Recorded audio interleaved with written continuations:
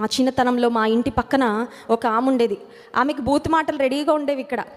అయితే ఆమె పొద్దున్న లేవగానే సుప్రభాతం టైప్లో వాళ్ళ ఇంట్లో ఉన్న అందరినీ తిడతా ఉండేది, మొదలుపెట్టి భర్తని, కొడుకుని, కూతుర్ని. నేను అప్పటికి ఫస్ట్ స్టాండర్డ్లో ఉన్నాను. ఫస్ట్ స్టాండర్డ్, చాలా చిన్నదాన్ని. ఆ మాటలు కొన్ని వస్తూ ఉంటాయి కదండి, మరి పెద్ద పెద్ద మాటలు కూడా నాకు తెలీదు, మాటలన్నిటి అర్థాలు కూడా నాకు తెలీదు. సరే, ఇంట్లో ఉండగా మా నా చెల్లి ఆమె మాట్లాడుతున్న ఒక మాట విని క్యాచ్ చేసేసింది. అసలు ఆ మాట అంటే ఏంటో తెలీదు, ఆ మాట అంటే అర్థం కూడా తెలీదు. నా చిన్న చెల్లికి ఇంకా ఎల్కేజీ ఏజ్, తనకు అసలు మాటలే సరిగ్గా రావట్లేదు, వాటి అర్థాలు కూడా తెలీదు. ఆ మాటలు విని విని విని ఏమైపోయిందంటే ఇంట్లోకి వచ్చి ఒక మాట సడన్గా అనేసింది.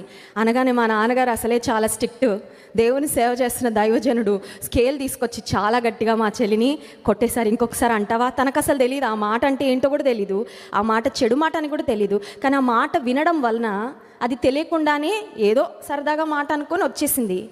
ఆ రోజు మా నాన్నగారు ఒక తీర్మానం తీసుకున్నారు. ఏమనంటే, ఇలాంటి వ్యర్థమైన మాటలు పలికే వారి ఇంట్లో కూడా మనం ఉండకూడదని మేము ఇల్లు మారిపోయామండి. దేవునికి స్తోత్రం, హల్లెలూయా.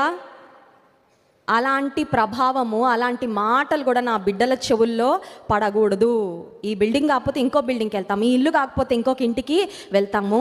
మా సొంత ఊరు అది కాదు. మా డాడీ అప్పుడు బ్యాంక్లో జాబ్ చేస్తున్నారు. సో ట్రాన్స్ఫర్స్ మీద ఆయా ప్రాంతాలకు వెళ్తూ ఉండేవారం. సో మా నాన్నగారు అన్నారు, ఈ ఇల్లు కాదు ఇంకొక ఇల్లు మనం అద్దెకి తీసుకొని వెళ్ళిపోదామని. ఇమ్మీడియట్గా we have move to another house. ఎందుకు ఈ మాటలు చెప్తున్నానంటే, దేవుడు లేని గృహాల్లో నుంచి కొన్ని కేకలు వినబడతా, అవి వినడానికి సొంపుగా, ఇంపుగా, శ్రావ్యంగా అస్సలు ఉండవు. అమ్మో బాబోయ్, అవి వింటేనే మనకి బీపీ వచ్చేస్తూ ఉంటుంది. ఏంటి కేకలు, ఏంటా అరుపులని. సో దేవునికి చోటివ్వని వారి జీవితాలలో ఉండే పరిస్థితులు ఏంటంటే, కేకలు వినపడతాయి వారిలో నుండి, వారి ఇంటిలో నుండి.